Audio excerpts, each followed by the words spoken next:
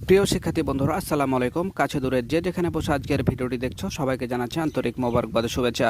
তো আজকে আমি তোমাদের ষষ্ঠ শ্রেণীর স্বাস্থ্য সুরক্ষা যে বইটি রয়েছে তার এই 64 পৃষ্ঠায় তোমাদের একটি কাজ রয়েছে, তাই সেটাই আজকে তোমাদের সমাধান করাবো। তো দেখতে পাচ্ছ এখানে বলা হয়েছে যে গাছপালার সাথে যে সহমর্মী আচরণগুলো করি সেগুলো লিখতে হবে। তারপরে বলছে পশু পাখির সাথে যেই সহমর্মী আচরণগুলো করি সেগুলো লিখতে হবে। এরপরে তারা বলছে যে গাছপালার সাথে যে সহমর্মী আচরণগুলো করতে চাই, এরপরে পশু পাখির সাথে যে সহমর্মী আচরণগুলো করতে চাই সে সম্পর্কে তোমাকে লিখতে হবে। তো চলো যাই আমরা এটি সমাধান করি। তো প্রিয় শিক্ষার্থী, তোমাদের একটা কথা বলে রাখি, আমরা ক্লাস 1 থেকে শুরু করে ক্লাস 10 পর্যন্ত সকল শ্রেণীর সকল সমাধানগুলো অলরেডি আপলোড দিয়ে ফেলেছি।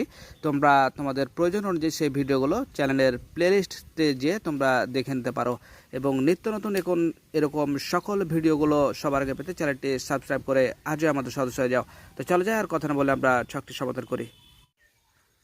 তো প্রিয় শিক্ষার্থী, তোমরা দেখতে পাচ্ছ যে গাছপালার সাথে যে সহমর্মী আচরণগুলো করি সেগুলো বলা হয়েছে যে 1 নম্বর দেখতে পাচ্ছ যে গাছে নিয়মিত পানি দেয় এবং যত্ন করে। 2 নম্বর দেখতে পাচ্ছ যে গাছের গোড়া পরিষ্কার রাখি। 3 নম্বর দেখতে পাচ্ছ গাছের ডালপালা ভাঙি না এবং পাতা ছেড়ি না। 4 নম্বর দেখতে পাচ্ছ যে অযথা গাছপালা কাটি না। এরপর আমরা দেখতে পাচ্ছি যে পশু পাখির সাথে যে সহমর্মী আচরণগুলো করি সেটা দেখতে পাচ্ছি যে পশু পাখির ক্ষতি হতে পারে এমন কোনো কাজ করি না, কখনো পাখির বাসা ও ডিম নষ্ট করি না। 3 নম্বর দেখতে পাচ্ছি যে গৃহপালিত পশু পাখির যত্ন করি এবং সময় মতো খাবার দিই। এরপর আমরা দেখতে পাচ্ছি যে গাছপালার সাথে যে সহমর্মী আচরণগুলো করতে চাই সেগুলো। তো দেখতে পাচ্ছ যে বেশি বেশি গাছের চারা রোপণ করতে চাই, গাছের গোড়ায় মাটি কম থাকলে মাটি দিয়ে দেব।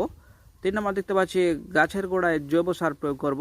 এরপর লাস্ট 4 নম্বর দেখতে পাচ্ছি যে সবাইকে বেশি বেশি গাছ লাগানোর জন্য উৎসাহিত করব। এরপর আমরা দেখতে পাচ্ছি যে পশু পাখির সাথে যে সহকর্মী কাজগুলো করতে চাই সেগুলোতে আমরা দেখতে পাচ্ছি 1 নম্বরে যে পশু পাখির সাথে বন্ধুত্ব তৈরি করব। 2 নম্বর দেখতে পাচ্ছি যে কখনোই বন্য পশু পাখি শিকার করব না এবং অন্যদেরকেও নিষেধ করব।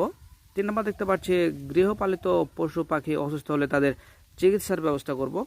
4 নম্বর দেখতে পাচ্ছি যে পশু পাখির আবাসস্থল নষ্ট করব না, প্রয়োজনে আবাসস্থলের ব্যবস্থা করে দেব। তো প্রিয় শিক্ষার্থী, এই ছিল আজকের মতো। দেখা হবে পরবর্তীতে কোনো শিক্ষামূলক ভিডিও নিয়ে। সে পর্যন্ত আল্লাহ হাফেজ।